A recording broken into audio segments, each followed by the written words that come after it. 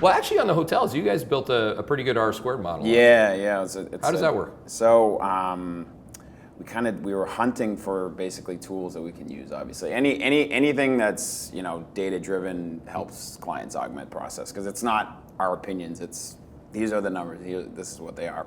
And so we regressed like a ton of different macro variables across like 30 years on a quarterly basis, monthly basis where possible, and just came up with 5 to 10 super powerful variables, and then built sort of a composite model that has a 0.84 R squared across 30 years. So predicting what? Predicting RevPar, revenue per available room, for the industry, which is and on a 1 quarter lead. So and that's the most important metric for a hotel. Drives everything, multiples, prices, everything. So you have an 84% back test on that. Yeah, that's great. It's super strong, and I mean the best part about it is it's on a leading basis. So at the end of April, when some macro data starts to filter in, we're able to basically predict what Q2 is going to look like. So at the beginning of Q3, we'll be able to know what.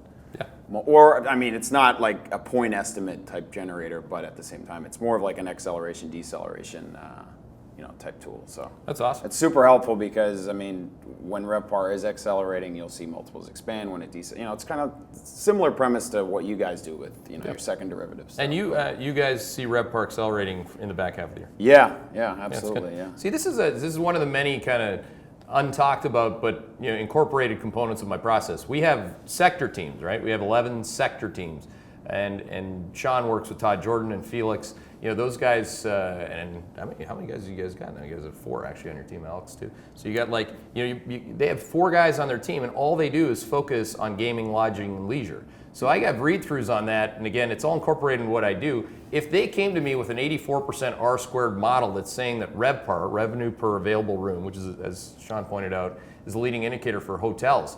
Hotels are a pretty big part of the business cycle, and they also break it up across upscale luxury hotels all the way down to kind of economy hotels. I see that. I look at all this data as soon as they have it. It's my research team's view of things. So these are one of the many components. So when I say I'm multi-factor, multi-duration, I'm talking multi-factor here.